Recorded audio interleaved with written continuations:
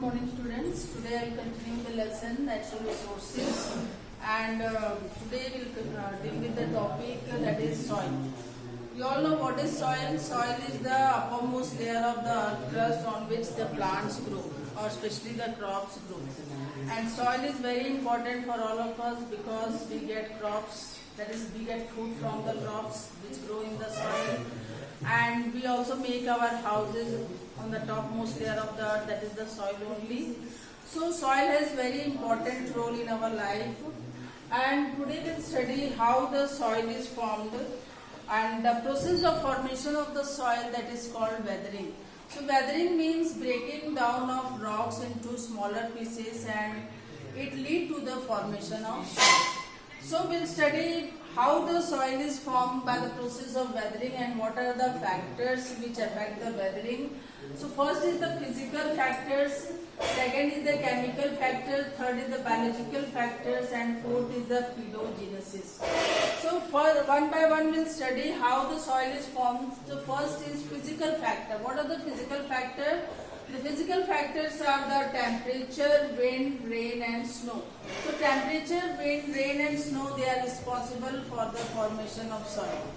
And you all know that when the wind blows, the huge rocks, they come in contact, the wind, the huge or strong wind, they come in contact with the huge rocks and they erode the rocks, they break the rocks into smaller pieces, and that lead to the formation of soil. Second is the rain. We all know that when the rain falls on the rocks, huge rocks, then slowly and slowly the degradation of the rocks takes place by the rainfall, and these rain erode the huge rocks and they break into small pieces. Sometimes what happens, the huge rocks which are inside the earth, and these rain when they percolate under the ground and they enter the huge rocks, so what happens, they get seep into the rock, or they get, means the rocks have some pores, and through these pores this water enter inside, and whenever the temperature is very low or during the cold climate, what happens, these water freezes inside the rocks. And you all know when the water freezes means water expands, and due to the expansion, more expansion, they require more space.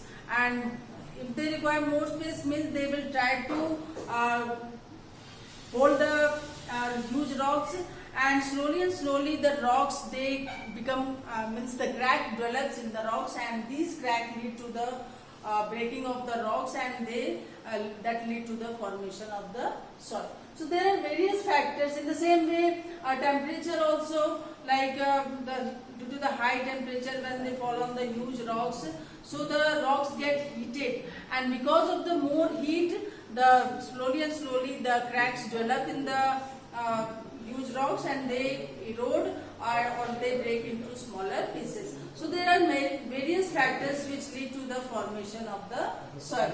Another is the chemical factor, that is hydrolysis, oxidation and reduction, means many chemical reactions occur in the rocks, and that lead to the different means breakdown of the rocks into smaller pieces. So this type of weathering or the factor is called chemical weathering.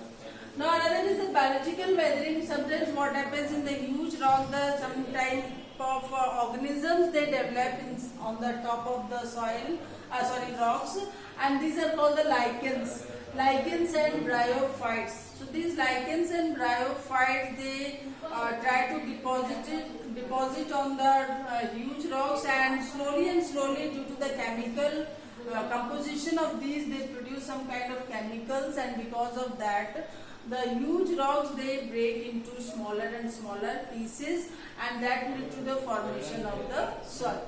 So this type of factor is called biological weathering, or we can say this process is called biological weathering. Another is the pedogenesis. Pedogenesis means decomposition by bacteria, fungi and other detritivores, that is nematodes and earthworms. So when they degrade or they decompose the huge rocks slowly, and these huge rocks convert into smaller pieces, this whole process is called pedogenesis, and the whole process of the decomposition takes place by the help of bacteria, fungi, virus and other kind of detritivores. boards. So this is about the different factors, or we can say the different process of weathering. Now we come to the soil profile. If we take a small amount of soil and study the structure of the soil, or we can say in the beaker you put a small amount of soil and add some water on it, what we'll see the different structures of the soil. Means it is divided into actually three horizons, we can say: A horizon, B horizon and C horizon. So A horizon forms the topmost layer of the soil, means composition of the soil. B horizon forms the middle composition, and C horizon forms the bottom composition. So as you all know that when you put bottom, in the huge pieces of the rock, they will settle at the bottom because it is heavy in nature. So in this in the C horizon, that is at the bottom part, we can see the large pieces of the rocks. And above that, B horizon, the pieces of the soil, that is rocks, is small, or we can say stones which are present. And in the top horizon, it forms the humus. Humus is actually the waste of the plants and the animals, which are very essential for the growth of the crops. So these are the three horizons if we study, and this is only called the soil profile.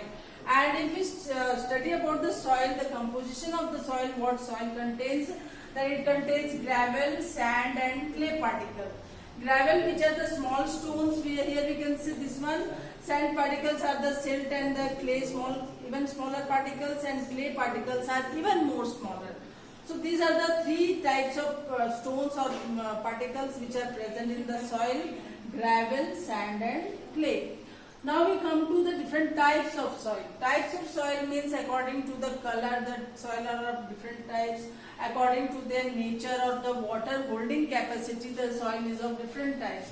Like if the water holding capacity we study, the soil is of three types mostly: sandy soil, clay soil and loamy soil. Sandy soil, as the name indicates, which contain only the sand particle, that is the silt and all. And sandy soil, it is mostly seen in the desert areas because in desert the sand is more, little vegetation is there. So, and these type of soil, sandy soil, cannot hold much water. That's why in the desert area we cannot see much vegetation cover. Second type is the clay soil. Clay soil mostly contain the clay particle and the humus. Humus is the waste of the plant and animals, which are very essential for the growth of crops. And this clay soil, here the particles are very close together. So clay soil is not that, sandy soil is also not good for the agricultural purpose, and clay soil is also not good for the agricultural purpose, because the soil particles are very close and it can hold water but not that much. So this can hold water, but they cannot hold the air. So that's why they are also not used in the agriculture purpose. And the third one is the loamy soil. Loamy soil mostly contains clay, silt, sand and humus. So much amount of the humus is present in the loamy soil. That's why loamy soil is very essential for the growth of the crops, or for the agricultural purpose. Mostly the loamy soil is essential because it has a good water holding capacity. So because of the good water holding capacity, it can be more easily absorbed by the roots of the crops, and that's why more and more plants can be grown in the loamy soil. And according to the place where they are found and the color, the soil is of different types, like black soil. Black soil, as the name indicates, it is black in color. Red soil, red in color, because red soil mostly contains iron. And because of the presence of iron, the red soil, it is given the name red soil, or the color of the soil becomes red. And the third one is the laterite soil. And how this type of soil, there are also some transported soil which are called alluvial, desert and mountain. Alluvial soil mostly found in the plain areas, and these are also good for the crops, but desert soil is not good for the crops, and desert soil is mostly found in the desert areas where the vegetation cover is less. And the mountainous soil, they are mostly found in the mountain areas, where the sloping areas we can say. So these are the different types of the soil on the basis of the water holding capacity as well as the color. Now what is soil erosion? Soil erosion means if the topmost layer of the soil is eroded either by the wind, water or air, then that process is called soil erosion. And soil erosion is mostly means the different causes as well as the harmful effects of soil erosion. That is also we have to study in detail what are the different causes of the soil erosion. So the main cause of the soil erosion, first I will tell you, that is the wind, strong wind. When the strong wind blows, the top layer of the earth, that is the soil, they erode by the strong wind, and the fertility of the soil decreases.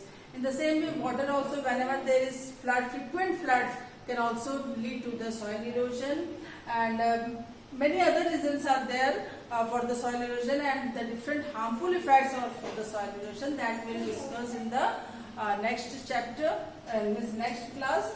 So today you study about the soil, what are the different process of the formation of soil, that is about the weathering and the different types of the soil. In the next class we will discuss about the soil